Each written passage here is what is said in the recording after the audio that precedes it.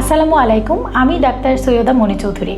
মাদানী হাসপাতালে নিয়মিত medicine, diabetes এবং বাত ব্যথায় আক্রান্ত রোগীদের চিকিৎসা সেবা প্রদান করে যাচ্ছি।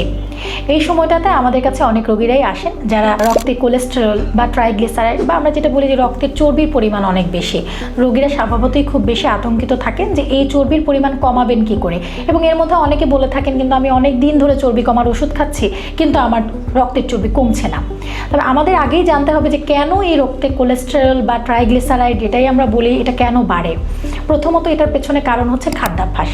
আমরা যদি কন্টিনিউয়াসলি চর্বি জাতীয় খাবার খেতেই থাকি এবং সেই সাথে ওষুধও সেবন করি, আসলে ওই ওষুধটা কিন্তু খুব বেশি কাজ করে উঠতে পারবে না।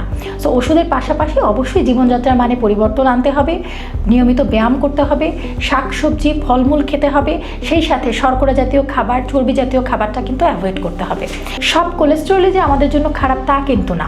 খারাপ কোলেস্টেরলের পাশাপাশি কিন্তু ভালো কোলেস্টেরল বা এইচডিএল কোলেস্টেরলও আছে, যেটা সামুদ্রিক মাছে অনেক পরিমাণে পাওয়া যায়। এবং এই যে এইচডিএল, সেটা কিন্তু আমাদের শরীরের জন্য খুবই উপকারী। আমরা যে ট্রিটমেন্টটা দিয়ে থাকি সেটা এলডিএল কোলেস্টেরল এবং ট্রাইগ্লিসারাইডের জন্য দিয়ে থাকি। যারা অনেকেই দেখা যায় 3 বেলা ভাত খাচ্ছেন, উনি শুধু চর্বি জাতীয় খাবার খাচ্ছেন না, সেই ক্ষেত্রে ট্রাইগ্লিসারাইডের পরিমাণ অনেক বেশি বেড়ে যাচ্ছে। অনেকে আবার বলছেন যে আমার তো ট্রাইগ্লিসারাইড বেশি না, আমি অনেক বেশি ভাত খেলেও অসুবিধা নেই, আমার কোলেস্টেরল বেশি।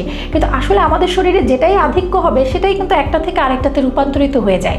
সো আমি এটা খাবো ওটা খাবো না এরকম করে কিন্তু আসলে চর্বি নিয়ন্ত্রণ করা যায় না। তখনই ওষুধ সেবনের পরেও দেখা যায় যে রোগীদের কোলেস্টেরল বা ট্রাইগ্লিসারাইড কিছু কমছে না।